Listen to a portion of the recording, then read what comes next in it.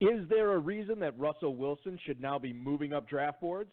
Which Rams running back is going at the correct value? And which AFC North sophomore sensation could be in for a big 2020?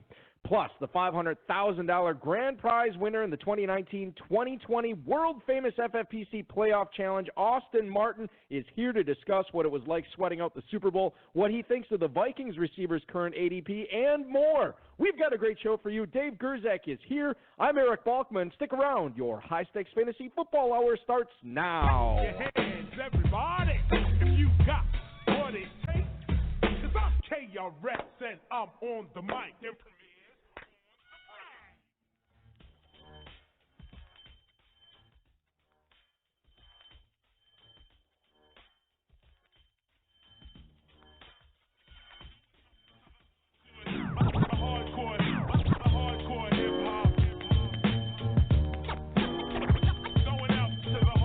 Broadcast live and heard around the world, you are now listening to the most entertaining hour of radio on the planet.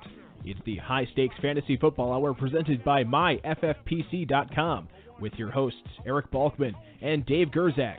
The High Stakes Fantasy Football Hour is your home for football analysis from the best fantasy players in the world. And now, because no one else was available, here are Eric Balkman and Dave Gerzak. With the master rhymer, that's the lead behind the video rapper. You know, the chalk climber, tapper.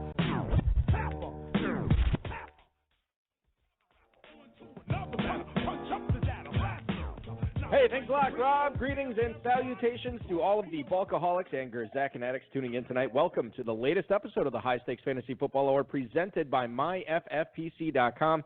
I am, of course, your slightly above average host, Eric Balkman. My co-host is the patron saint of fantasy football, the Dizzle, Dave Gerzak. Coming up on tonight's show, we're going to take a look at a young AFC South running back that might be a steal in FFPC drafts, who we believe the number 4 tight end should be off the board this season, and $500,000 playoff challenge winner Austin Martin is going to join us to discuss some dynasty rookies and FFPC draft values right now coming up in the show. Austin actually, in addition to winning the world-famous playoff challenge this year along with his co-manager Seth Kaler, has jumped into several FFPC drafts, so he'll be able to give us some insight on where players are going, trends he's seeing, so on and so forth. I apologize. Blog Talk Radio does not have the chat room going tonight. However, we're just thrilled that you're tuning in and listening. Give us a call if you want, 347-426-3682. You can ask your questions right on the air, 347-GAME-OVA. HighStakesFantasyFootball@gmail.com is where you can send those questions to us. Our producer and mutual friend, Rob, our audio engineer, Bryce, and my best friend will get those questions to us later in the fantasy feedback segment. Tweets at HSFFO or at Eric Balkman, at David Gerzak. Austin is on Twitter at AustinRMartin84. So certainly give us a shout out there, and we'll get to him tonight. It's coming up to the time of the year, Dave, when it's I don't want to say it's dead because we're going to be transitioning into dynasty here shortly. We're going to be transitioning into free agency shortly. So while there's not a lot of quote-unquote news to report, we still got a lot of draft stuff to talk about. Yeah, Dynasty is already heating up, actually. People are really excited about this rookie class. It's supposed to be super deep all over the place, so I'm pretty stoked. At what point do you start really researching the rookies for your Dynasty drafts, which you did so well in last year in your Dynasty? Yeah, you don't need to tout it. Thanks a lot. Well, I'm touting. Listen, people want to know. Do you start? Have you already started? Do you know a lot of the prospects? I know some of the top names. I've not really done a whole lot of scouting yet. Still just enjoying the aftermath of the Super Bowl. Yeah. Fun. How did you? Do you want to tell your Patrick Mahomes story or no? I mean, it's not a huge deal. Other than that, I had one of my larger prop bets of the week was I had $500 on Patrick Mahomes under 34 rushing yards at even money, and he had 44 going into the last series, and then they backed it up and ended up with, I think, 29 rushing yards. Yeah. That's great. We did not tear up the tickets. That was, I was happy about that. You were out in Vegas for that. Did you see people rushing to the garbage can to pull out their slip? No, nothing like that. Not that many people probably were betting that, and it was in the Julius Ballroom at Caesars, so it was kind of like it was a gamblers where they had gamblers in there. We looking up the good old Greg Sidoris. He hooked us up with some tickets, and it was great. You mentioned Dynasty Orphans. For anybody who wants to pick one up, they are going fast. MyFFPC.com/dynasty. You can check out all the teams available there.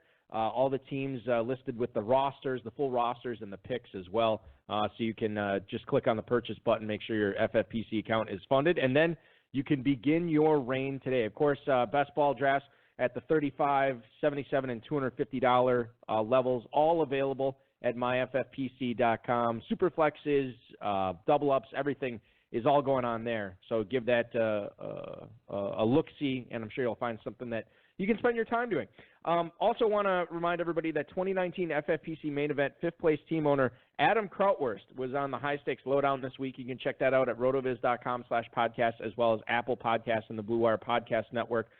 Good stuff there from him, not only how he got so high in the main event, but he was in the first FFPC 250 best ball that we launched this season. That one just got completed on Tuesday, so he had a lot of insight from that, what the draft strategy that he employed, what he saw in that. So you can check that out at rotoviz.com/podcast. There was something else I was going to bring up, and now I can't remember what it was, but it's important. I know what it was. When do we have an ETA on as far as announcing anything with the 2020 main event or Football Guys Players Championship, or are we still in a holding pattern on that? On both of those, I should say. We don't have any officially. The Football Guys is not released, and the main event, I think is. I think the main event's pretty much $500,000 grand prize again. Yeah, I think it's going up to $3.9 million prize. That's what I saw. Yep. Yeah, so that's gonna be pretty huge. It's all, and I think that's something that second place might be $100,000. Yeah, which I think is a huge selling point. And you think about this. I think a lot of high stakes players were initially excited about the $500,000.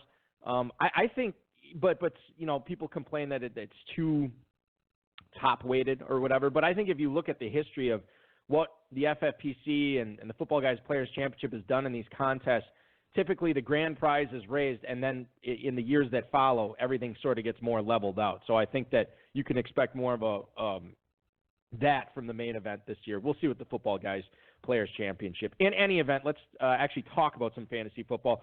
I want to thank Football Guys, Roto World, and Rob for tonight's rundown. Le'Veon Bell had a conversation with TMZ this week. Can't make this stuff up. He says things are fine between him and Adam Gase. Le'Veon Bell, the quote, "Me and Coach Gase had our exit meeting. It was fine. So we straight. Yeah, we good." This is not apparently the vibe that Adam Gase was giving off throughout this season. He said that Le'Veon Bell, or he did not confirm that Le'Veon Bell would be the starter in 2020 when he was giving his season-ending press conference. Le'Veon Bell actually turns 28 I think it's late next week. So he's getting up there in years. As far as what FFPC drafters are doing right now, Dave, Le'Veon Bell currently coming off the board at running back. Let's see, what number is he? He is the 19th running back being chosen at the 401. Listen, I know he was bad last year, but to get him in the 4th round as the 19th overall running back, at that point, I think I might be scooping him up. I'm just looking at other players going around that spot. Devin Singletary, Chris Carson, James Conner. I'd rather have Bell than Conner for sure. Yeah, I wouldn't. Really? You'd rather have Conner? Yeah, I think so. Put 5 on total points for 2020 season? I feel like we already have this bet going, but okay. No, we definitely do not. For the 2020 season, sure. We do not. Okay. I don't care. So I got 5 on Le'Veon Bell. You have 5 on James Conner. I got 5 on it. Conner versus Bell. Okay, that's a good one. We're talking about signing Marlon Mack's an extension. He's going right around a little bit later than that too. We still have Mark Ingram, Jonathan Taylor, Kerryon Johnson. Taylor, you don't know where he's going to end up, but right. Yeah. But when you're drafting now, you have to understand that there's a little bit of projection that goes into drafting these rookies, and you're going to have to balance that with knowing that Le'Veon Bell is probably going to be the starting running back in New York, and you don't know where some of these other rookies are going. You have to be able to balance that out. So I think early in the 4th round, I can definitely get on board for that. I guess the only thing that would stop me, Dave, is if I wasn't going running back there, or if they're I think I like Chris Carson better than Le'Veon Bell. He's going at that same spot. Le'Veon Bell just continues to prove that he's a complete idiot, and because he's talking to TMZ. That amongst everything he does. He probably still smoking pot in the off season. I wouldn't be surprised if he gets suspended for 6 games. Yeah. So, I think I own him on one dynasty team. I'd love to give him away, but I mean, he's not commanding much in trade. I mean, he could have a good season. It's totally possible. He's one of those bad vibes guys. John Hansen on Fantasy Guru used to have good vibes, bad vibes. He has a permanent bad vibe for me. So we actually, on my afternoon talk show on local radio, we brought up your flake scale today, talking about Odell Beckham, and Le'Veon Bell is definitely higher on that scale than Beckham. That's the other thing you have to weigh too, is like the performance. They're too. pretty close. They are close, yeah. You have to weigh the performance along with the fact that he could miss time for a non-injury reason, which is always certainly frustrating for fantasy owners too. Beckham's another guy who's always, and he's actually always really hurt or faking hurt or whatever he's doing. He's always got problems. I mean, when's the last time he actually had a good year? I would say we said this before, 2015, 2016. He had one of the best rookie years of any receiver ever, and then I believe his second year was really boffo too. After that, it's not been good for Beckham. Yeah. Sheil Kapadia from The Athletic actually wrote an article this week about 20 bold predictions that could be coming up this season for the NFL, and he wrote in there Odell Beckham being traded to the Packers, and I really don't I don't know why Green Bay would do that. I think Cleveland probably values Beckham more than almost any other franchise right now, and that's why he's still on the Browns, and we'll see what happens. Totally agree with you there. We'll see what happens with year 2 of Baker Mayfield, but again, Baker Mayfield in the new offense will, the jury is definitely out on the Cleveland Browns. Moving forward, let's talk about Russell Wilson. He actually told Pro Football Talk on NBC Sports that he wants to have a more up-tempo offense in Seattle. Quote, I mean, we've always been really good at 2-minute. We've always been really good in those end of the half, not always those hurry-up situations, but those up-tempo situations and moments. I think the freedom of just going for it and just scoring as many points, Brian Schottenheimer likes to run his offenses in molasses, and that did not change last year. Although I remember several times, Dave, last season, what these exact circumstances, when Seattle would get the ball the last couple minutes of the half, Lockett was great, Metcalf was great, Chris Carson looked pretty good, Rashad Penny when he was healthy. The Seattle offense looked really good when they go up-tempo, but for the majority of the games, they never did. So it's funny that he mentions up-tempo, but he doesn't actually mention passing more. I mean, I think everyone always wants them to pass more because he's an awesome quarterback. He also can scramble really well. Right. So when I think of up-tempo, I kind of smiled because I was wondering if he just meant to get to the line so they can run again faster, or just go ahead and pitch it again and just do more of that. If he really means passing, yes, they should do that. I think everyone agrees that Seattle has been misusing Russell Wilson by giving him 19 pass attempts in certain games for years now. What was DK Metcalf? He was an early second-round pick last year, right? Late second. Late second? Okay. Well, even still, I mean, you're kind of misusing that draft asset when you invest that. He definitely performed. I mean, Metcalf had a really fantastic rookie season, actually. Did quite well. Who would you rather own this season, Lockett or Metcalf, if you're going to pick a Seattle receiver? Didn't we talk about this like 2 weeks ago or last week? I think I said Metcalf the last time you asked. Okay, Lockett, you could have. I don't really remember that. It's all blurring together. Lockett at the 604 right now is where he's going. DK Metcalf currently going at the 512, so very, very close, although Metcalf is going ahead of him. Here's a player that you brought up earlier. I think you said you preferred Lockett, if I remember correctly. Oh, my boy Tyler Lockett, man, of course. Blake Harrington royalty. Obviously, I'm going to prefer Lockett. Mm-hmm. Indianapolis Stars, Jim Aiello said that the Colts are working on an extension for Marlon Mack, who's coming up on a contract year. He is scheduled to earn a little over $2 million in his final year of his rookie deal. Marlon Mack turns 24 years old in March, and he is coming off his first 1,000-yard season as the offensive centerpiece after Jacoby Brissett took over for Andrew Luck. 1,091 rushing yards, 8 touchdowns in 14 games. Marlon Mack looking for $8 million plus a year. Dave, Marlon Mack going at the 412 right now in FFPC drafts. And to me, Indianapolis Colts offensive line really, to me, is underrated. Not a lot of people talk about how good it was. I think the Colts offense is on the come up a little bit, and Marlon Mack's a big beneficiary of that. I like him at the end of the 4th round. All right, so I was talking about Mack before, but he only had 14 receptions last year. I can't believe this. Yeah, well, Nyheim Hines is still catching a lot of passes in that offense too. I guess I can't get behind Marlon Mack with only catching 14 passes. In PPR leagues, that means he almost no chance to finish as an RB1, and RB2 is even getting challenging. So I'm passing on Mack. I just didn't own him last year, so I knew he had caught more passes previously. He caught 26 and then 33 in 2017. But yeah, like you said, Hines is getting all that action. But Hines was on the team earlier. I wonder what happened last year. He was a rookie as 2018, but 2017. Who knows? I don't know. Well, even still, he was there in 2018, and Marlon Mack almost caught 30 passes. That is bizarre. I wonder what happened last year. Oh, actually, you know what? I'm sorry. He had 26 targets in 2018. He only had 17 catches. My fault. I misread that. Well, maybe he's just not a pass-catching running back. Well, that's certainly what it seems like. He's not a pass-catching back. So I'm getting off that train. A guy who's going right behind him in drafts was a guy who finished as a RB1 last year, and that's Mark Ingram. You'd rather have Ingram in 2020 than Marlon Mack, right? Yeah, I don't see it unless something changes there. But if nothing's changing, I mean, that offense is going to be great. I think Ingram is going to have another fine year. Where's James White going? Speaking of pass catching backs, he's going probably a round later. Too late. Yeah, he is actually going at the 707, Dave.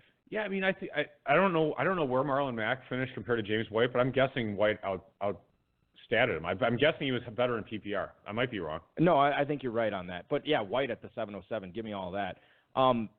You get into the rookies there, too, right after Marlon Mack. So you'll have to make a decision, and maybe we'll talk with Austin Martin, who's coming up here in just a minute, about what he thinks as far as Jonathan Taylor, J.K. Dobbins go, because they're going right around that Marlon Mack, Mark Ingram area as well. Last thing I want to get to, Derrick Henry said that Cowboys running back Ezekiel Elliott's contract is, quote, the floor for what he will be expecting with his next deal. Elliott, if you remember, signed a 6-year, $90 million contract with $50 million guaranteed, $28 million guaranteed at signing. Somebody is going to be backing up the Brinks truck for Derrick Henry, Dave, and I know a lot of people are very excited about what Derrick Henry could do in 2020 after seeing what he did this past season. But I don't think I can get on board with him at the 108, which is where he's going right now, especially since we don't know what team he's going to be playing for. Yeah, it's interesting. 108. It is. You are paying kind of for the ceiling of Henry. I mean, he could go a little bit higher, but without even knowing where he's going to be, he will be the centerpiece of the offense. He's not a big pass catching back, but he runs the ball tough to tackle, so superbly. He's tempting. Would you? I'm just going to do a quick. Would you rather here, Derrick Henry or Joe Mixon? God, that's because Mixon's on such. I mean, he's on a rebuilding offense. Yeah, I know. He's going to get more help. I might still take Henry actually. I know Mixon's a better pass catching back, but I think Henry is just more talented. While we don't know where Henry is going to be next year, we do know that whoever pays him is going to want to use him quite significantly. I will say this: there's an 85% chance that the offense he'll be on will be better than Cincinnati's, maybe 95% chance. That's a great point. So, I mean, the fact that you know where Mixon's going to be is actually not good for Mixon. It's better for Henry. Here's a running back that's going after Derrick Henry that I'd rather have than Henry, and that's Nick Chubb. I would rather have Nick Chubb than Derrick Henry. He's supposed to deal with Kareem Hunt, though. Kareem Hunt's a restricted free agent, though, so he might be gonzo. I mean, if someone signs him to an offer sheet, right? They offer him that and some pot, and then he'll I'm not getting involved in the whole drug aspect. I don't know if that's collectively bargained with the NFLPA. Yeah, I don't know. I think. Well, I guess I can hear you. I hear what you're saying with Chubb. I don't think it's egregious to take Derrick Henry over him. It's just not something I would do. Let's talk to somebody who's an expert in such matters of drafts. I want to bring in our guest. He's had multiple top 3 finishes in a ton of national contests, numerous Football Guys Players Championship and Satellite League titles, as well as a main event league championship. But tonight, he's here to talk about how he and his co-manager, Seth Kaler, were able to win the 2019-2020 FFPC World Famous Playoff Challenge and the $500,000 that came with it. Please welcome back onto these airwaves, Austin Martin. Austin, welcome and congrats, champ. Good to have you on. Hey, thanks, guys. Thanks for having me. Has it sunk in yet that you're a $500,000-aire? It did this morning when it hit the account. Yeah, I suppose that it all becomes real. Those are just numbers on a computer, by the way. I could put $1 million in your account right now. It doesn't mean you actually have anything. All right, let's not get into that. Yeah, but it's awesome, dude. It's starting to sink in. Good. And it's good to have you, too, that you made some time for us. I know you're just on the GOAT District podcast, too, so you're making the rounds in all these nice. fantasy football podcasts right now. You become the darling of the industry, Austin. That's great. I guess. I want to know, because so props obviously to Seth Kaler, your co-manager on this, as you guys won this together, and you guys had a few teams in this playoff challenge. I want to speak directly about this specific one. Can you sort of take us through the process of how this specific lineup was built? And for anybody who is wondering, the winning lineup was Patrick Mahomes at quarterback. The running backs were Derrick Henry, Alvin Kamara, Raheem Mostert. Receivers were Devontae Adams, DeAndre Hopkins, and DK Metcalf. Tight end Mark Andrews, kicker Dan Bailey, and then the Buffalo Bills were the defense. So talk a little bit about how you guys came up with this specific roster. Yeah, so I think when you're building rosters for this type of contest, you have to kind of tell a story, and you're building with kind of starting reverse engineering, I guess, from the Super Bowl. And in this particular lineup, we built it with the idea that it was going to be the Chiefs and most likely the Niners in the Super Bowl. So if those two teams are going to make it to the Super Bowl, we kind of felt like it was going to be Mahomes and then the Niners run game that would have a lot to do with that. So Mahomes, obviously, when you're going to get him at a quarter of the ownership of Lamar Jackson in this type of contest, that seemed like a no-brainer to at least build a handful of teams with Mahomes at that kind of ownership. And then Mostert, Kittle was the most heavily owned player in the contest, I think, something like 78%.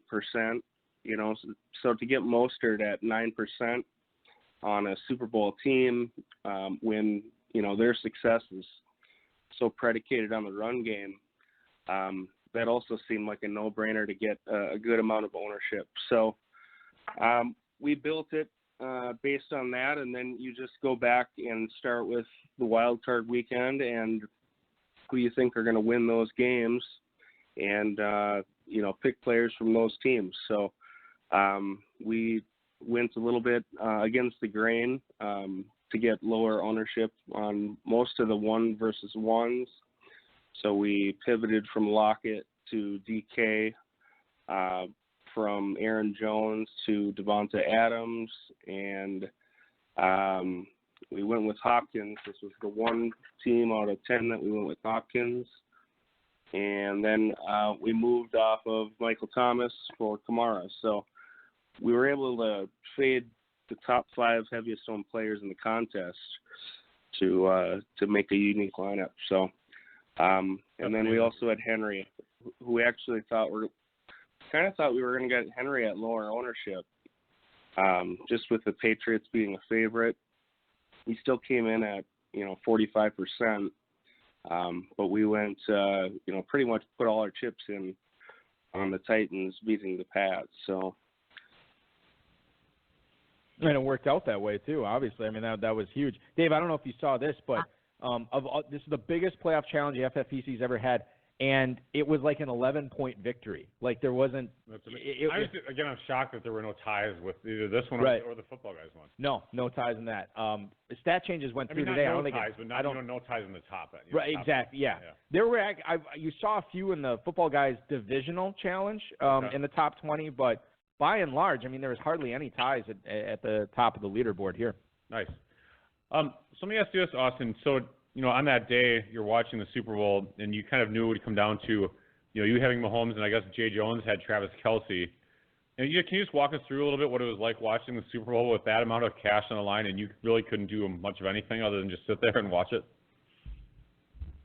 Well, I'm glad I was on the side I was, because otherwise it would have been incredibly frustrating, because Mahomes' success can happen with or without Kelce, but it really couldn't happen the other way. So leading up to the game, we kind of looked at what kind of scenarios it would require for Kelce to outscore Mahomes, and it definitely was a possibility, but unlikely.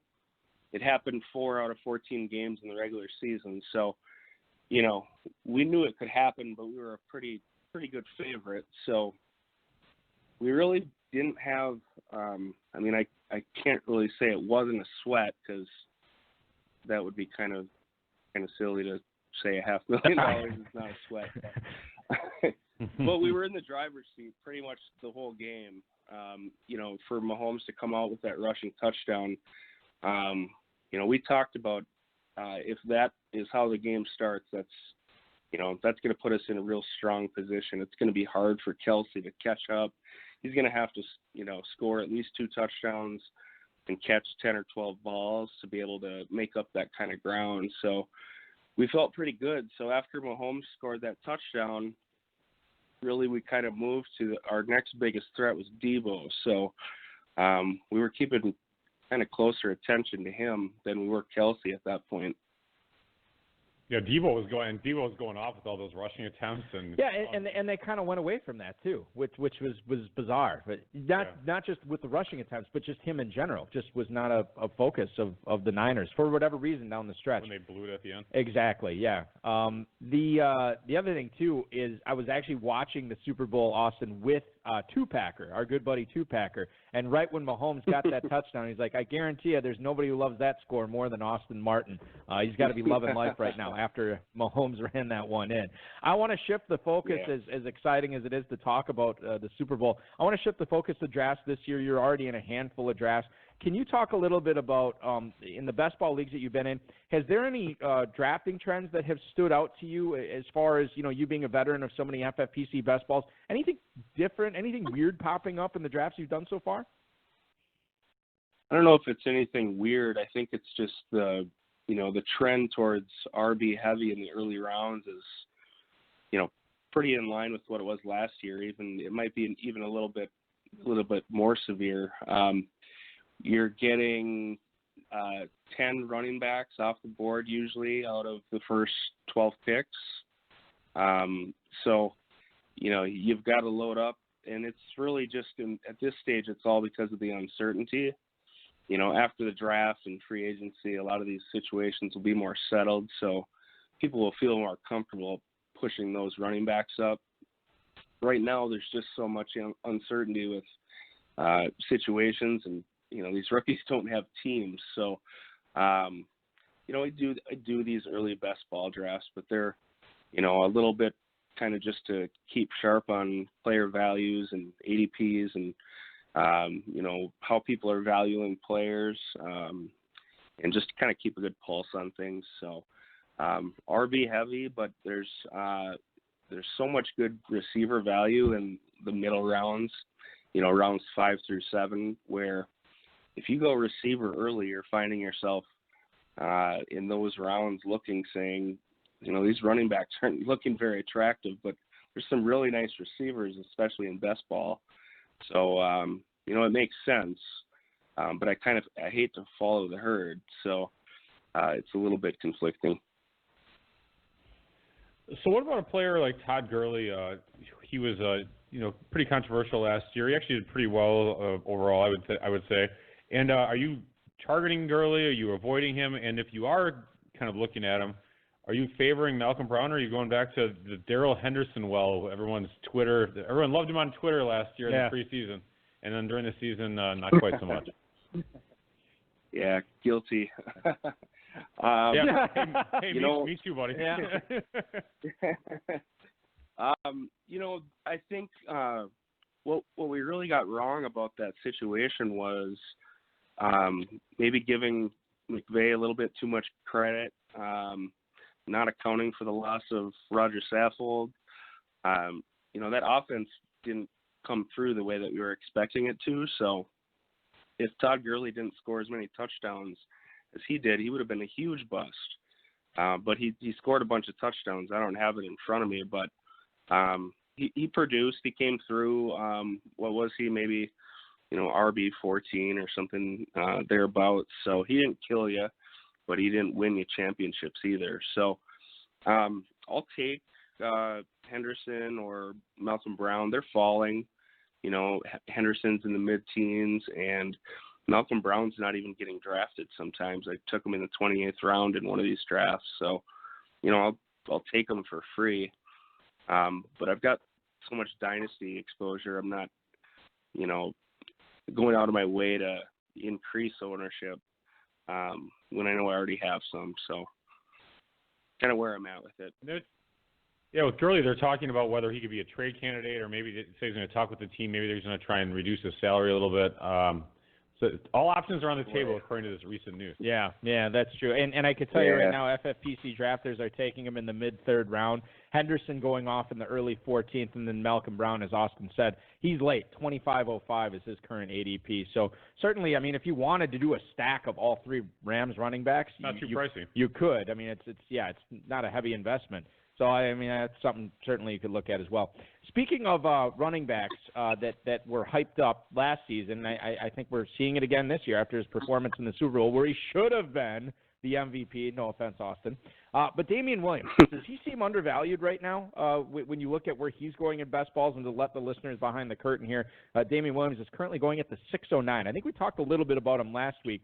So Dave and I have made our feelings known on him. But, Austin, what about you? Late sixth? Does that seem pretty low for Damian Williams?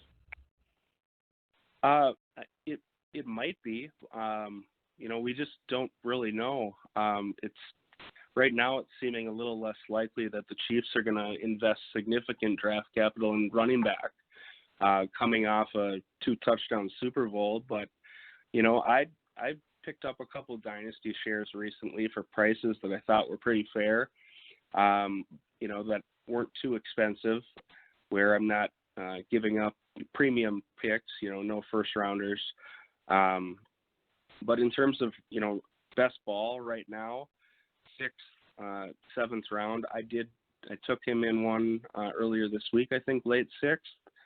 And it's just, if they draft a running back on day 2, that's a huge problem. That you're going to lose 4 or 5 rounds of draft capital there.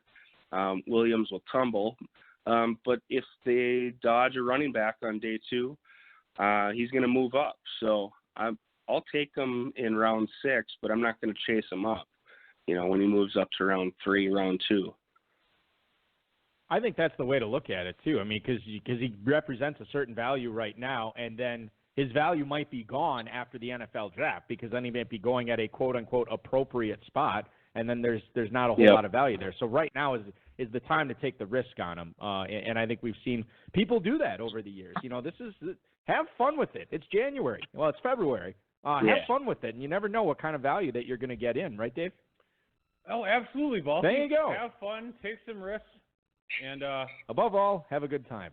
That's the thing I always tell my kids when I drop them off at school. I always say learn a lot today. Try your best. Be kind to your classmates. Be a good listener. I love you. I'm proud of you. What's the most important thing? They always know to say, have fun. You really say all that crap? Every single day that I drop them off at school. You're like a much better parent than I am. I am definitely not. That's pretty much the only thing good that I do. We just tell our kids to get out of, it's like they're older enough now where it's like, just get the hell out of the house. You're old, because Ella's driving, our oldest. Right. It's like, go. Yeah.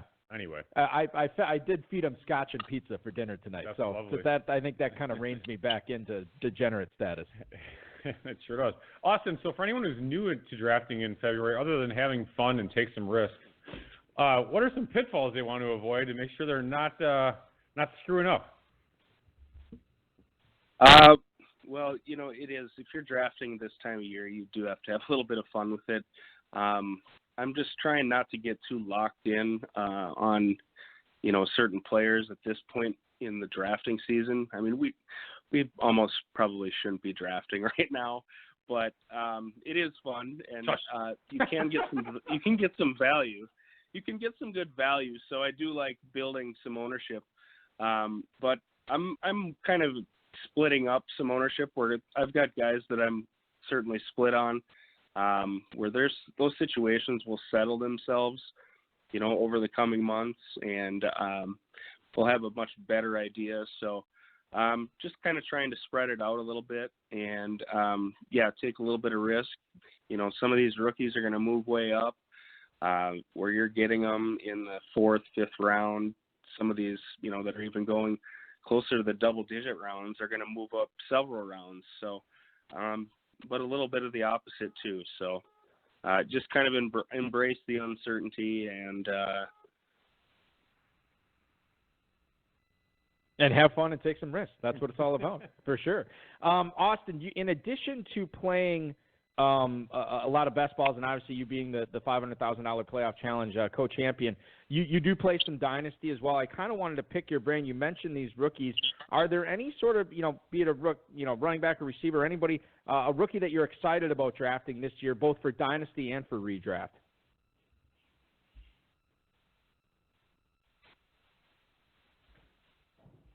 Austin, do we still have you? We may have lost Austin. All right. Austin, give us a call back if you can, and hopefully we can get him back on. Dave, you said you are not excited. Well, I shouldn't. I'm speaking out of turn. You said you're not involved in the you're not knee deep in rookie evaluation at this point of the season, nor am I. But I do know I can speak to a certain amount of the top rookies so far, and I think you talk about the guy from Wisconsin, Jonathan Taylor. That's what I was alluding to. The top three running backs that have sort of adorned the top of rookie rankings as far as the FFPC best balls are J.K. Dobbins out of Ohio State, Jonathan Taylor out of Wisconsin, and then DeAndre Swift out of Georgia. You are not going to believe this, but my favorite guy out of that trio is, in fact, not Jonathan Taylor. It's DeAndre Swift. I think we have Austin back on right now, and Austin, before he lost me, I do apologize for that. Do you have any favorite rookies in this class, be it one of the top running backs or somebody else? I think we're still kind of sorting out the running backs. And as far as the receivers go, I thought that everyone was going to be all in on Jerry Jeudy and that I might be a little bit sneaky with CeeDee Lamb, but it seems to be kind of like now the chalky take that I've been seeing the last couple of weeks here. So I'm not really excited about that. After the first, 5, 6, 7 picks, I think there's a lot to be sorted out yet, and the combine will help with that. And then obviously the draft.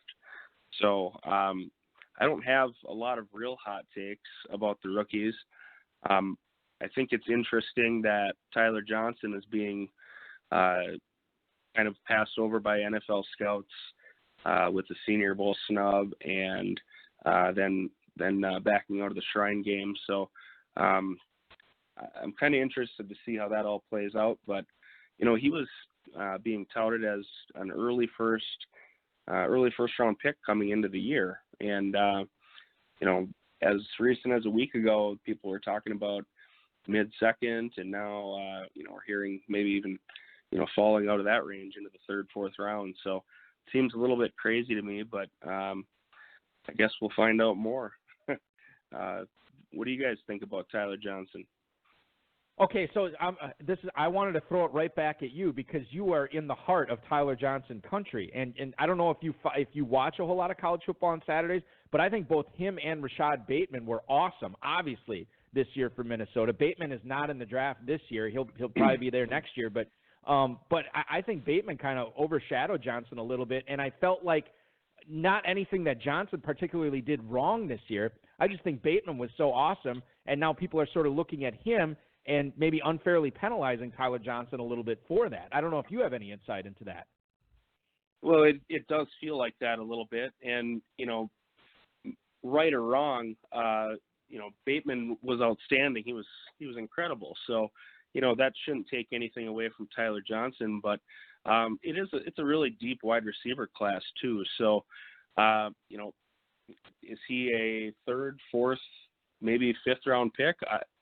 It's tough to say, but there is at least a handful of receivers I can say I know for sure I like better than him. But I'm not going to go out of my way to overpay for him either. If I just kind of want to know where he's going. I would say like late second round, not necessarily for Tyler Johnson, but late second round, early third round picks in Dynasty this year. Oh, man, you could still get some really good receivers at that spot. So those are going to be very attractive picks, much more attractive than they have been in previous years, no question. And I think Tyler Johnson is a name that we should all keep in mind when that spot in our rookie drafts come up. I want to get to a couple of emails here for you, Austin, that came in. First one's from Frank in Hickory Hills, Illinois. He writes, hey, Austin, Stephon Diggs is only going one round ahead of Adam Thielen right now in FFPC drafts. Shouldn't Thielen be going later given his health and production in 2019? Congrats on the big win. Thank you, Frank in Hickory Hills. Again, this is another good Minnesota question for you, Austin. Diggs versus Thielen. I guess I'm sort of the mind that the Diggs should be going more than a round ahead of Thielen. How do you fall in on this discussion? Well, I mean, is Stephon Diggs going to be a Minnesota Viking next year? I don't know. They just don't use him the way that they really should, in my opinion. And there does seem to be a little bit of, overall unhappiness, I think, with Diggs. But I don't know. I'm not inside the building, so I think that can get a little bit overblown too. So they're going 5th, 6th round. I think those are both pretty good prices for both of those guys. I don't see a lot of difference just in the way that they're used in the offense. I think Diggs is a better NFL receiver, but unfortunately, that doesn't always translate to fantasy. So, that's why he's been a little bit of up and down, even with Thielen out of the lineup. So, I don't know. I think it's about right, to be honest. Okay, Dave, do you have an opinion on Diggs versus Thielen? Diggs in the early 5th and Thielen in the early 6th seem about right to you? Oh yeah, I mean it makes sense. Okay, you're not terribly excited about either one though. No, they're fine actually. I think they'd be fine picks actually if I took running backs early. I would have no problem taking either one or both of them. There you go. The old Minnesota stack. Try it out in best ball drafts this year. It used to cost you a second and a third. Yeah, so it's a lot cheaper now. It's all about having fun and taking some risks, and you definitely could do that with these Minnesota guys. Hey, one more email I want to slam in here. Terry in Carlsbad, New Mexico. Yo, Austin, are FFPC drafters making a mistake in letting Kerryon Johnson slip to the 5th round? Thank you for the email, Terry. Kerryon Johnson missed most of last season on injured reserve, came back for that, I think it was the last 2 games. No, it's just the last game of the year, I believe. No, it was the last 2 games, excuse me. Week 16 and Week 17 he came back. Looked pretty good. Bo Scarborough looked pretty good, too, for Detroit last year. You get Kerryon Johnson right now in the mid to late 5th. Austin, is that a mistake that FFPC drafters are going to look back on and say, but why were we letting this guy slip this far? He's awesome. I don't know. I've not been a huge Kerryon guy. He's okay in that spot, and I might own him a little bit. I haven't drafted him yet, and I've passed him for other players that I like there. And I don't think I'm going to get beat by Kerryon there. But I can't say it's an awful pick either. There's a little bit of upside, at that price.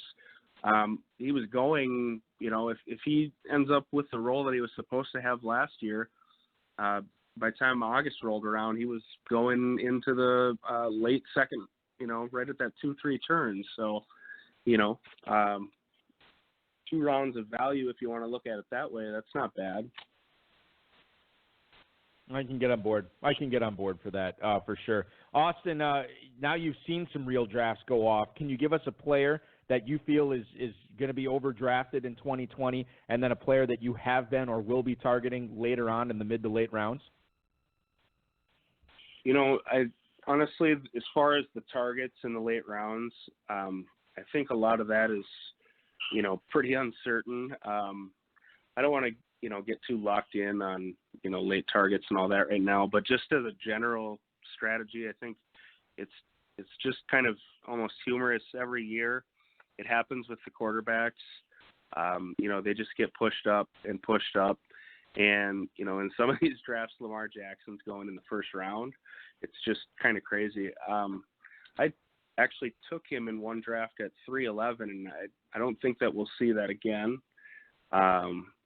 So I do have one share, but it's just amazing to me, especially in best ball where, you can just take 2 or 3 guys and make it work. And you need to load up on these other positions. So I'll just continue fading the early quarterbacks. And a lot of times pushing the tight end back too. So I'm okay with Kelsey and Kittle, but after that, pushing back. All right, so I got a question for you. I have a couple of quick finisher questions, but you and Seth, just curiously, how long have you guys known each other? How did you guys meet or whatever? Do you mind sharing that with us? I met Seth through my cousin, so they work together. So we met each other through fantasy. I run a 14-team dynasty that I started 6 or 7 years ago. So that's kind of how we linked up and just had some mutual interest and started running dynasty teams together. And, that turned into a few main events this year and the playoff contests. Actually, the main event was the result of last year's playoff contest. So, we had one credit and then went in on a few more and kind of rolled that over to the playoff contest, and here we are. Nice. That's a cool story. So, so then I assume, first of all, I guess, do you have any idea how he's going to spend the money? And then also, can you tell us how you're going to spend the money? Yeah. Yeah, we're still working on ways to spend the money. I don't think we're going to have too much trouble with it, but I did want to ask Balky. If he had any tips if my carbon monoxide detector beeps due to low battery. Oh, this is hilarious. This is great stuff. Let's hear it. No, okay. Now I have to let everybody know what happened. That's right. It was the night before the Super Bowl. And we have a carbon monoxide detector. We've owned our house for 8 years, and we've never replaced the carbon monoxide detector. The battery or the whole thing? The whole thing. Okay. So what happened was it was going off every 30 seconds.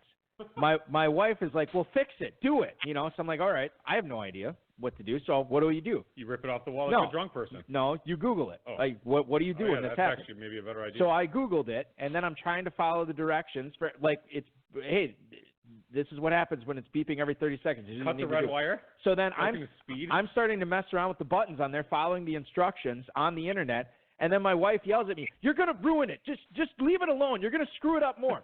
Okay, honey, I'm totally hands off. I was watching the Bourbon Tucky documentary on the Audience Network. I went back to watching that. It was great. So every 30 seconds it would keep it would beep every 30 seconds. So then she calls the fire department. Fire department comes in. She calls the fire department. Yeah, and so then they're like, this is you need to replace this. It's no good anymore. So we had to go out and buy another one. So that's what happened. And then of course my wife made the mistake of telling Two-Packer this at the Super Bowl when we were watching this, and Two-Packer thought it was hilarious, and now he's blabbing it to everybody, and now everybody on this show knows. So thank you so much, Austin. You're quite the man of the house. And I'll tell you this right now: you can afford a carbon monoxide detector with that your cut of that $500K, no question. So there you go. Thank you so much for bringing that up. That's great. I'm glad I got the whole story now. Yes, well, clearly. Hey, speaking of the whole story, first of all, I want to thank you for coming on this week. Give our best to Seth. I know he had a prior engagement, couldn't make it on tonight. But this is not the last we will hear of you for sure this summer, because we will be covering your draft in the Genesis draft live on this show coming up later on in a couple of months. You drew, I believe, the 7 pick in Genesis against a lot of 26ers, and I know they were all, trying to get into the chat room tonight to talk a bunch of garbage to you and telling you how much they're going to destroy you. But I know you can't wait to get it on with this Genesis draft. The fact that you'll be drafting in the middle against so many of these 26ers. Yeah, let's do it. Looking forward to it. That's awesome, dude. Thanks so much for coming on, man. Congrats on the big win. Don't be a stranger. We'll talk again real soon. All right. Thanks, guys. Appreciate it. Thanks a lot. Austin Martin. You follow him on Twitter at AustinRMartin84, the 2019-2020 World Famous FFPC Playoff Challenge, $500,000 co-champion. Isn't that crazy to think? We had how many games in the playoffs, Dave? There was 11, right? I think it's 11 total games. And in that span, won $500,000. It's amazing. It's so crazy. I'm really happy for those guys. We're gonna tell a similar story with our guests next week, which I'll get to a little bit later on in the show. But it's just, I don't, obviously we can't play in the contest, but I can't even fathom what that's like to I'll just hop in here, throw $200 in, see what happens, which literally was their team name. See what happens. Nice. And then they end up winning $500,000. Crazy. Congratulations to them. The team building, when he was talking about that, was really interesting. I thought that was, super insightful. And also, He made it seem so easy. Really, it's like, we just did this, and we did this, and we did this, and then it worked out, and next thing you know, we have $500,000. It does seem easy. But the one thing, and we'll get into this more when we do the playoff challenge next year. The one thing I've heard from successful players in this contest, Harshal Chef, Tejas Badawala, guys who've done very good in this contest, former champs, they always go from the end and then back out. Pick your Super Bowl. Know who you have to get the double points from the Super Bowl, and then you'll work your way back, which I think is what Austin did with this. Okay, 49ers, Chiefs. Mostert, everybody's going to be on Kittle. Everybody's going to be on Lamar Jackson. Everybody's going to be on Kelsey. Let's take Mahomes. And then he actually alluded to this, like part of the reason they took Derrick Henry because they thought that they were going to get an advantage on a low ownership.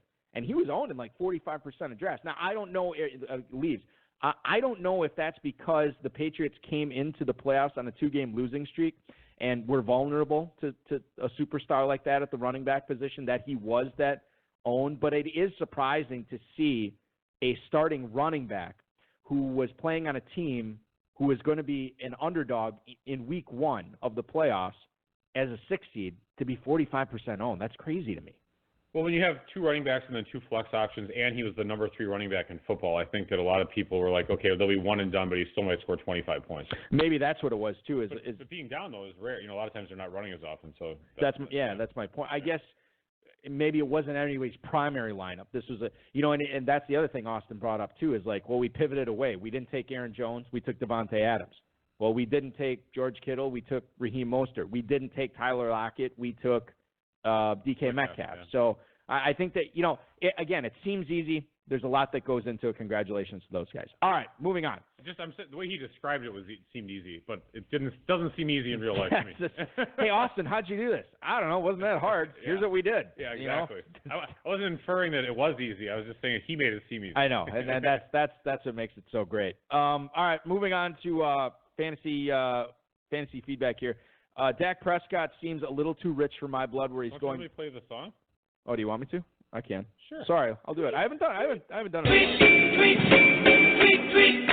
If you've got a question for Eric Dave or tonight's guest, send them a tweet at HSFF Hour on Twitter. Email the show at highstakesfantasyfootball@gmail.com. Post it in the chat room during the broadcast. Hashtag your tweet with HSFF or just smack Eric in the head. That's highstakesfantasyfootball@gmail.com or at HSFF Hour on Twitter. All right, back to Bill in Louisville's email. Dak Prescott seems a little too rich for my blood where he's going now. Or am I going to miss out on another great season if I wait on QB? Your pod is my fave. Thank you for the email, Bill in Louisville. I wonder if he plays in the KFFSC. All right, so let's talk about Dak Prescott here, Dave. Coming up to a contract year, we saw the news today that Stephen Jones saying that he really wants to work this thing out with Dak Prescott sooner rather than later. But Prescott also kind of threatening to sit out in order to get the deal that he wants. Sooner rather than later. He could have done it last year, you jackass. Could have done it last year, that's right. What an idiot. Going off as the quarterback 6 at the 7-12, Dave. Right now, Dak Prescott going right behind Kyler Murray and Russell Wilson, but right ahead of Josh Allen, Jameis Winston, and Matt Ryan.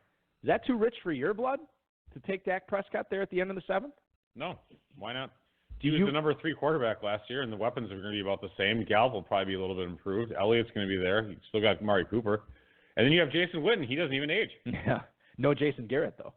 You got Big Mac McCarthy coaching him now. Oh, yeah, forget it. Yeah. Darn it. Okay, so anyway. No, I mean, McCarthy, as much as I think he's a big dope, I think that, Rodgers did well. I mean, Granted, Rodgers, one could argue how great Rodgers was, but he did well with McCarthy. I'll tell you this right now. I think one of the things that hamstrung Mike McCarthy towards the end of his tenure in Green Bay was his stubbornness, which can be a good thing and a bad thing. That's not something and again, once the bullets start flying for real, we'll see if Mike McCarthy has really fully adjusted and evolved into more of a modern play caller. But I think he's embraced that. He's hiring the biggest analytics department in the NFL as soon as he took over. We need Dallas's wallet. Yeah, go ahead. So, well, yeah, I mean, you got Jerry money. Who cares? Yeah. And so we'll see what happens there. But the biggest difference from the 2018 Cowboys to the 2019 Cowboys? No. Randall Cobb. What is he? Maybe that's what it was for Dak Prescott last year. He gone? He's a free agent. And of course, my co-host today is like on the afternoon. Hey, maybe we should bring Randall Cobb back. No, we should not. I thought you meant about for the 2020 Cowboys. No. But I'm saying Prescott obviously took the it was a joke. It was a terrible one. My apologies. Yeah, well, if I could figure out the year, it'd be better too. Right, well, whatever. Eddie in Camden, New Jersey, assuming that he has a healthy offseason, do you two see Marquise Brown breaking out in his second year in the league? Marquise Brown, if you remember, Dave had that foot issue. I believe it was a foot issue, and really didn't play a whole lot in training camp in the preseason, and then kind of came on with not much preparation and did really good week one. Didn't he have wasn't that like the 4 for 180 or something like that and 2 touchdowns? It was just crazy good. And he had a semi-decent season, I would say. I'm going to look up where he finished among receivers here in a second. But he's going off as wide receiver 36 right now at the 809. Man, I see breakout potential big time with Marquise Brown this year. You know, if he has a healthy offseason, I agree with you. He does have breakout potential. I just have him as receiver 46. He did miss 2 games, and he had some crappy games, too. Part of the problem I get concerned with is Lamar Jackson's passing volume is just not really there. And I don't know if it's going to be there this year either. Because then you're going to have a lot of those hit or miss games. I'm just looking at average, and I know we shouldn't be looking at average per game. That makes sense, actually. It's fine. But as far as that goes, I still don't see him in the top 32, which, man, I thought he had a better season than this last year. Maybe he didn't. This is really frustrating. Shooting a hole in my theory here, Dave. This is it's okay, Balky. Well, but to your point, I mean, the whole Lamar Jackson thing was real again last year, where it just didn't have a lot of passing volume. Yeah, wide receiver 45 no, that's not accurate. That is not accurate. 51 by points is what I have. Okay, and by average, 46, I thought. Although it might be, I'm not sure what the 16, 17-week season doesn't really matter. No, I'm doing 16 weeks, 51 for average. So yeah, that's not great. That is not great. And he had a lot of bad games too. He had 30.7 week one. Then he followed it up with a 16.6. Okay, that's great. But then if you look at the rest of his games that season, he only had 2 games above an 18. Yeah, three more that were startable level. The rest were pretty not good. I mean, again, he's still 1.1, 1.6, 2.8. He was a rookie. I mean, if he gets wide open like he did week one, he'll be all right. Well, he's the type of guy. More of a best ball guy, right? Yeah, totally. He's like a rich man's Devery Henderson. Has there ever been a player that we reference year after year on this show after he's been retired more than Devery Henderson? I don't ever reference him. I reference him all the time. You do. All the time I reference him because of the whole best ball aspect of it. All right, moving on. So hopefully that helps you out, Eddie in Camden, New Jersey. Steve in Pittsburgh, dear Warwick and Mike, will the real Ronald Jones please stand up? He teased me with flashes last year, but it didn't seem like he was all the way there for fantasy. But now it's been hard for me to get away from him in the 9th round. Am I looking at a breakout or a breakup for him in the rest of my drafts? Appreciate you. That is Steve in Pittsburgh. Ronald Jones, another member of the Blake Carrington All-Star team. Dave, last year, he kind of came on. I mean, Peyton Barber finally showed who he was, which is an all-right player, but not a special one. Ronald Jones had a few special games down the stretch last year for the Tampa Bay Buccaneers, and that should be a high-powered offense again next year with Godwin, Mike Evans, O.J. Howard, Jameis Winston going to be slinging the rock. You look at Ronald Jones, this is an interesting guy for fantasy, especially in the 9th round. Yeah, I think he's a player that if you're punting RB2, because assuming you take the running back in the first and then just go hit a bunch of other positions, Rojo's a good opportunity for you to have someone who could hit as your maybe 3rd running back. But he was RB number 25 last year. He was almost an RB2, so that's pretty darn good. Even last year, and he should be better this year. As much as we rip on his performance, 5 games of 15 points or more last year in PPR. That's, I mean, for a second running back, I can deal with that. And in the 9th round, because you're not probably drafting Ronald Jones as your number 2 running back in the 9th round. Probably not. I mean, so for a number 3, sign me up. What would you take for him in Dynasty right now? Not necessarily in Carrington. If I'm selling or buying? If you are buying him, what would you give up? Would you give up an early 2nd rounder? I was thinking mid-second, and that's what just popped into my head. Okay. All right. Fair enough. I don't know if I'd pay an early second. Not my run. I gave everybody the Blake Harrington updates throughout the season last year about how I was making the playoffs and smoke and mirrors. Mm-hmm. But all of a sudden, because I had no running backs, all of a sudden my running backs, I have Ronald Jones and Raheem Mostert on. Yeah, that they team. turned into good, right? They turned into good. What would you have a bunch of draft picks, rookie picks. I have 3 first-rounders and 3 second-rounders, so I'm looking forward to that, especially with this draft. My team is eroding. Well, listen, it's all about ebbing and flowing. What would you give up if you were going to buy Raheem Mostert? Would you also give up a mid-second round pick, or is that not something that you would do for Mostert? I would given easily his age? pay the mid-second. You would? Yeah. Because he's getting up to 30 years old now, Dave. Mostert. Yeah, and they still got Tevin Coleman on that team. Oh, maybe I should research a little bit more. Well, I have Mostert, and I would like to deal him. So I think I don't think I have any seconds. I don't think I said it on this show, but it was my afternoon show. We were making our Super Bowl predictions, and I said Mostert would have 2 touchdowns before halftime, and he would no longer be on my Carrington roster by the time Shakira got off the stage. That's funny. And I didn't send out trade offers, which I probably should have, so that was stupid of me. Yeah, he turns 28 in April. All right, so I guess he's not that old. I mean, he's getting up there. He's not that young either. But remember, he's a young 27 as far as tread on the tires because he does not have the normal pounding that a lot of these stud running backs have at his age. Yeah, unlike, let's say, Ezekiel Elliott, who has 1,200 career carries already. Yeah. Well, God, what are you doing with him in Dynasty? Do you still own him in any Dynasty league? No, I traded him to Meyer last year for Christian McCaffrey. Nah, nice. Well, that's when I gave up Elliott and Keenan Allen for McCaffrey and overpaid for McCaffrey. But McCaffrey, by the way, outscored the number 2 running back by like 150 points. That was filthy. Absolutely filthy. Even draft positions next year is going to suck. Why? I mean, for like the main events and stuff, if someone doesn't have the 1 pick, they're going to be complaining about not having the 1 pick. Darren Armani, who has all this great fantasy analysis for everything FFPC. Do you know where the main event champ, the main event champ, and the football guys champ both drafted at the 12 spot this year? Yeah, there you go. And Darren Armani said that'll be my copy paste response. Right, exactly. And Darren said, I think I'm going to butcher his tweet, but it said something like, so it's clear that you don't need a top 3 overall pick to be successful, except for maybe it makes you feel better, which essentially it does. That's all it is. It's just a security blanket. Yeah. All right, final email tonight, Mike in Greensboro. If you believe there's a big 3 at tight end this season again, who would you guys put as your number 4? Thanks, gentlemen. That's Mike in Greensboro. Thank you for the email. So first part of the question, Dave, is there a big 3 again? Is it Kittle, Kelsey, Ertz in any particular order above everybody else, or is there a big 4, a big 2? I probably have Kelsey first. I would too. Ahead of in his own little tier. Oh, okay, all right. And then Kittle in his own little tier, and then Ertz in his kind of mini little tier. Mm-hmm.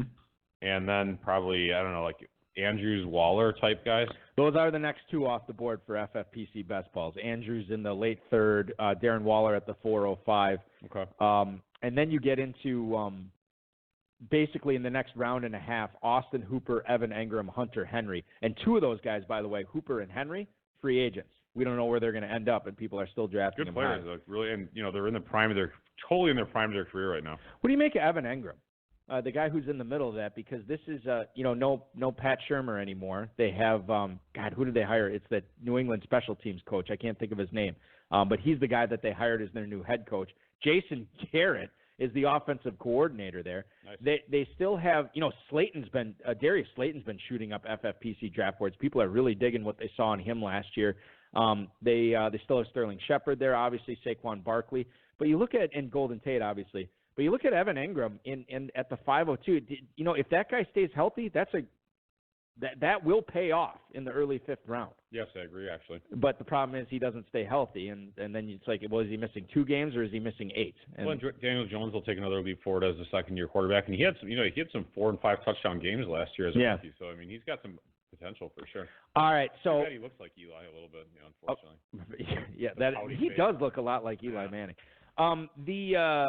I think there is a big 3. I think for my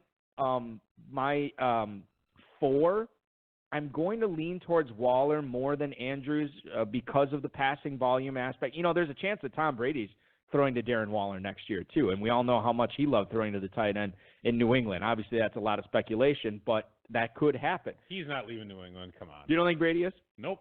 He's going to be the starting quarterback week 1? Yep, $30 million a year. That's what they're going to pay him. Yeah. Well, and 42 years old, I think maybe he's finally cashing in. Like, he's like, you know what, I'm going to get paid. I've been taking discounts all these years to get weapons on this team. He's too good for their brand. I mean, even if they don't win the Super Bowl, it's still you don't still want to part with that. To me, I just think it's just you just don't. Who's the biggest quarterback to change teams this year if Brady doesn't? Is it Rivers? Is it because there's a ton of free agents out there? Cam Newton, Dak Prescott. Well, if Dak leaves, that's pretty big. I mean, Rivers is old, but I guess I'm kind of putting it on you. Who do you think will leave? Is anybody? I mean, it seems like that Rivers is going to leave. Yeah, so he's probably the biggest one, right? Cam very well could. It sounds like Cam. I haven't been following that closely though, so I don't know. What about Cam to the Patriots and they let Brady go? I think that'd be it might be a mistake. It could be. I mean, you can't. If Cam goes to the Patriots, gets hurt again, and he sucks, and then Brady goes and plays somewhere else and does really well. That would be really embarrassing for them. I don't listen. This is turning into sports talk radio fast, but I heard people talking about Garoppolo being traded back to the Patriots. Which is weird because he almost just won Super Bowl MVP.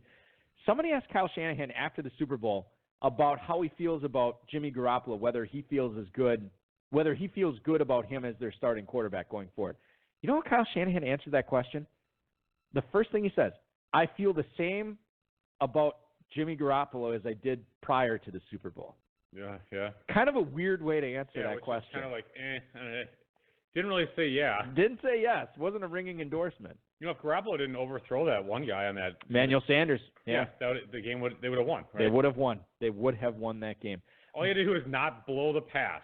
Did I tell you? Oh yeah, I played this for you. I couldn't have completed. When my kids were on my afternoon show, my son said the final score would be Niners 20, Chiefs 10, and he was right with about 6 minutes to go in the game. Very impressive young man. And I'll tell you this. I went to the Bucs-Sixers game last night in Milwaukee, and I asked my daughter before I left, hey, what's going to happen? She goes, the Bucs are going to win by 11. 112-101 was the final. Isn't that unbelievable? Yes, it's quite unbelievable. Oh, my kids. I'm telling you. Amazing. That's going to do it for our show, ladies and gentlemen. Thank you for indulging me. Hey, take some risks. Have fun. That's what it's all about. Yeah. I want to thank Austin Martin for coming on tonight. Congratulations to him and Seth Kaler for being the $500,000 FFPC World Famous Playoff Challenge champions. I want to thank Dave Gerzak, the FFPC, Rob Rice, and, of course, every one of you. Special birthday wishes go out this week to former show guests, both Tim Deneau and Jake Rickrode, celebrating their 40th birthdays today. Well, we're doing birthdays? We're doing birthdays, yeah. So happy 40th to each one of those guys. Alrighty. And thanks to your patronage, too. All right. I should say this right now. The high-stakes lowdown this week, I already said Adam Krautwurst, the fifth-place team in the FFPC main event. Check that out, rotoviz.com/podcast. Next week, we will not have a show on Friday. We'll have a show on Thursday. And the guests will be Jim Cox and Jeff Everidge. And you say, Bulky, who are those guys? They're the guys who turned $35 into $100,000 in the inaugural Football Guys Playoff Challenge. They're going to come on next week, and we'll talk to them about how they did it, how they built their lineup, and everything like that. Very excited to talk to those guys. That will be a fun show. Remember, Thursday night at 10/9 Central. Remember to pick up a Dynasty Orphan today, or two. There's a few out there, myffpc.com/dynasty. And you can, of course, jump in a best ball draft right now, starting at $35, going all the way up to $250. Plenty of action going on. Draft against Austin Martin and beat the best, or something to that effect. Thank you so much for listening, everybody. Apologize for the chat, and we'll get that picture next week. Your weekend officially starts now. This has been another episode of the High Stakes Fantasy Football Hour presented by myffpc.com that was broadcast live and heard around the world. Eric and Dave will be back next week with more analysis, interviews, and advice from a guest much smarter than they are. Thanks for listening, and we'll talk with you again next week. We're on the team floor, even more so if we on tour. Me and E explore the country, wondering about the evening before. Trying to explain where the time went, while other rappers find a studio to grind in. Not going to happen for like a month or so when we total up the board. I got 5 on a board from last year. I actually, if you go to hsffhour.com, you can see where we're sort of at on that. We actually have a few bets for 2020 already this year that we made throughout last season. I didn't realize it. Okay. It's going to be a fun year. I think this is going to be a fun year, Dave. That's wonderful. I'm so excited. Your positive mental attitude it's really rubbing off on me. Yeah, not for us. It's going to suck for us, but for the players. Oh, for the drafters, they're going to have a good time. Good. All right, thanks for listening, everybody. Talk to you again on Thursday.